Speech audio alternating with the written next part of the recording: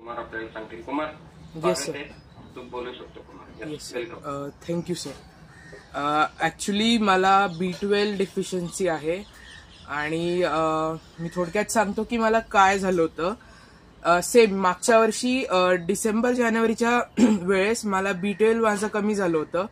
ते मला शरीरात कळालंच नाही, म्हणजे मला काही त्रासही झाला नाही.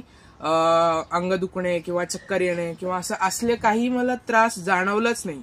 मी छानपणे 12वी करत होतो, कॉलेजला जात होतो किंवा पेपर वगैरे होते, प्रिलिम्स असायचे, प्री बोर्ड होते, ते सगळं करतच होतो मी. तेवढ्यात एकदा मला डॉक्टरांनी सांगितलं, म्हणजे माझ्या पोटऱ्या दुखत होत्या.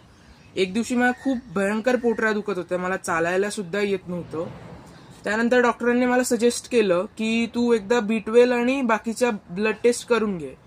माझ्या बाकीच्या रिपोर्ट सगळे नॉर्मल आले, पण माझी B12 लेवल ही 54 होती, जी की 180 ते 900 असायला पाहिजे. ती माझी 54 होती. आणि जेव्हा ब्लड काढलं तेव्हा मला चक्कर आली. तेव्हा मी डायरेक्ट हॉस्पिटलमध्ये गेलो. हॉस्पिटलमध्ये गेल्यानंतर रिपोर्ट साधारणपणे रात्री 12-1 वाजता रिपोर्ट्स आले. तेव्हा डॉक्टरांनी मला B12चे 12 इंजेक्शन, म्हणजे पूर्ण एक हफ्ताचा एक ऍडमिट करून 12 इंजेक्शन दिले. हे इंजेक्शन दिल्यानंतर मला आठवतंय मी 6 दिवस बेडवरून उठलो नाही. पूर्णपणे जसं आपण पॅरालिसिस होतो त्याप्रमाणे झालं होतं, कारण की मला चालायला सुद्धा येत नव्हतं. मला ते दिवस आत्ता जरी आठवला तरी मला काटा येतो, कारण की ते माझ्यासाठी खूप कठीणच होतं. आणि खरोखर मी रोज प्रार्थना देवाकडे करायचो की मला कुठला तरी त्रास तरी दे, म्हणजे पोटात दुखू दे किंवा हात दुखू दे, पाय दुखू दे, ते मी सहन करेल. मी ते सहन करायला आहे, पण मला असला त्रास नको देऊ ज्याने मला खरोखर, म्हणजे मी पुढे चालू नाही शकणार, काही करू नाही शकणार मी एवढ्या यंग वयामध्ये. आणि मला वाटलं होतं की B12चे सप्लिमेंट घेतलं तर मला अजून फरक वाटेल, पण मला फरक काही दिसला नाही. त्यावेळेस मी 1 हफ्त्यापर्यंत चाललो नाही. मला आई बाबा असे पकडायचे, डॉक्टर बोलायचे की तू चाल, पण मी कसं चालू, माझ्याकडे शक्तीच नाही पायामध्ये, मी चालूच शकत नाहीये. मला B12 सप्लिमेंट दिल्यानंतरही मला एवढा त्रास होतोय. त्याच्यानंतर मला जेव्हा हॉस्पिटलमधनं मी घरी आलो तेव्हा डॉक्टरांनी सांगितलं होतं की तू जर 2 ते 3 दिवस जर लेट केलं असतं तर तू एकतर पॅरालिसिस झालं असतं तुला, नाहीतर कोम्यामध्ये गेलं असतं, कारण की हे न्यूरोलॉजिकल प्रॉब्लेम आहे, हे सगळे नर्व्हने रिलेटेड आहे असं सांगितलं होतं. त्यानंतर मला बॅलन्सिंगचा प्रॉब्लेम स्टार्ट झाला. बॅलन्सिंगमध्ये मला चालायला प्रॉब्लेम येणे किंवा बसल्यावर असं कम्फर्टेबली बसायचो नाही, किंवा मी असं कुठेतरी काय म्हणतात हल्ल्यासारखं किंवा डगमगल्यासारखं होत होतं. त्यानंतर माझ्या काही म्हणजे फॅमिली डॉक्टर असो, होमिओपॅथिक झाले, आयुर्वेदिक, म्हणजे सगळे प्रकारचे ट्रीटमेंट झाले आमचे, आणि त्याच्यातून पण मला काही रिझल्ट पण मिळाला नाही. आणि पुण्यातले एक फेमस न्यूरोलॉजिस्ट पण आहेत, आता ते यंग आहेत आणि ते आता खाली पुण्यामध्ये आहेत, त्यांच्याकडेही आम्ही दाखवलं. त्यांची फी पण 5,000 काहीतरी आहे, त्यांच्याकडेही गेलो. तिथे पण सगळे रिपोर्ट्स माझे नॉर्मल होते, काहीही माझ्या बॉडीमध्ये प्रॉब्लेम नव्हता. परंतु मला माझ्या शरीरामध्ये त्रास होत होता आणि तो त्रास मला खूप जाणवत होतं. 12th बोर्ड्सचं पण ते ठीक आहे, माझ्याबरोबर जे झालं ते झालं.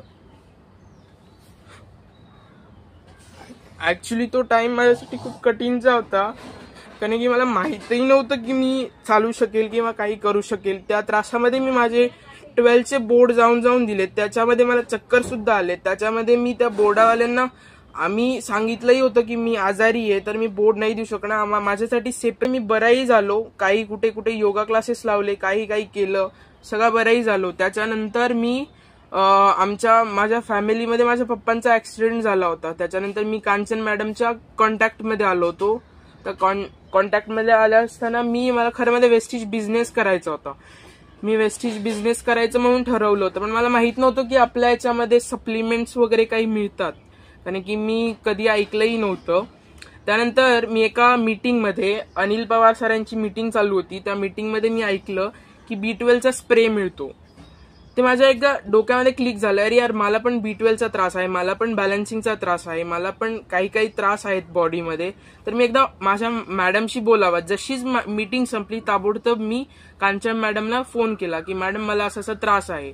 मग मॅडमने सांगितलं आपण भूषण सरांशी एकदा कन्सल्ट करू.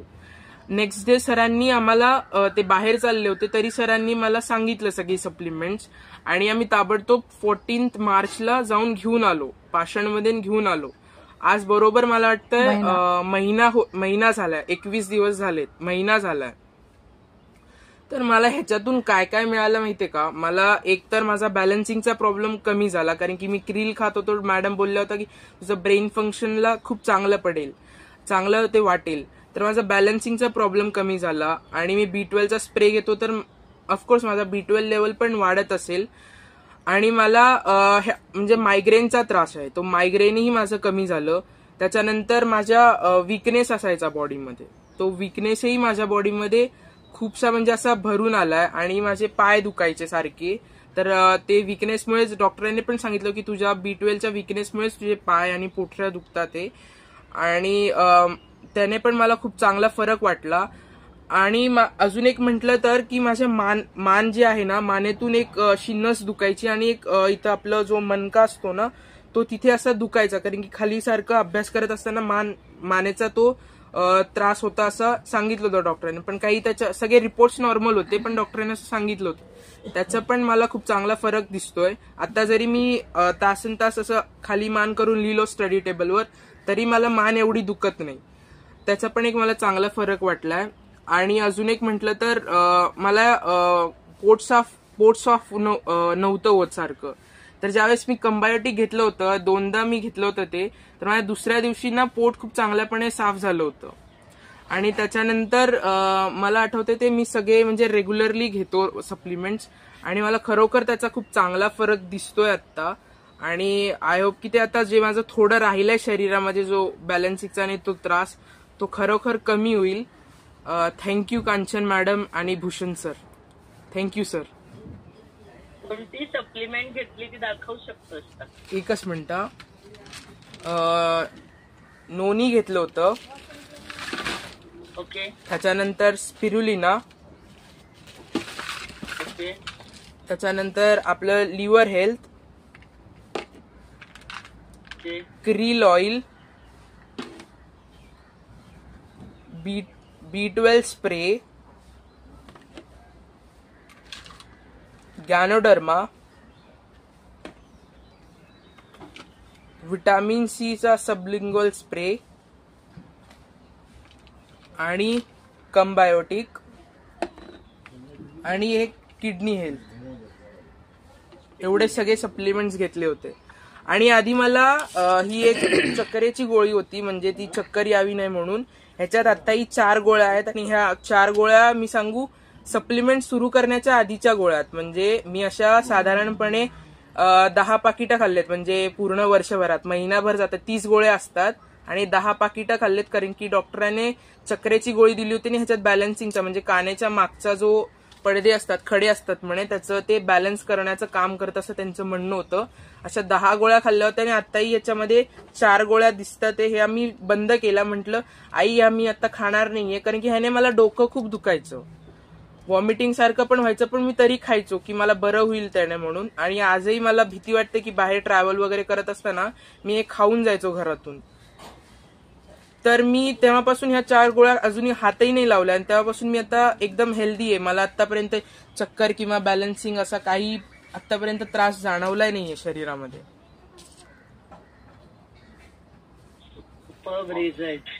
आणि